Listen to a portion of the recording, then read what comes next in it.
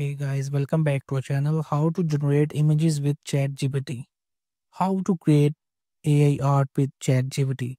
So it's very possible. We will just open the ChatGPT and make sure you will have logged in.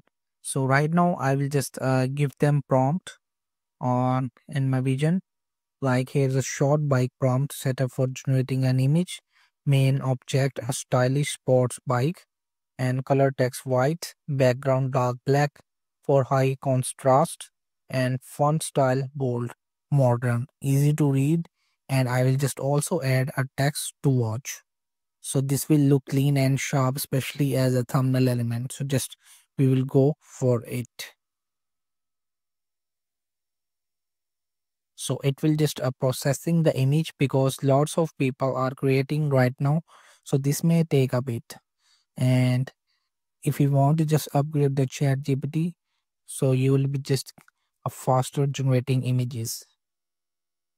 So we will wait for the moment when it's creating. After creating, finally I will just show you the result. So in this way you will just have to generate images with chat GPT.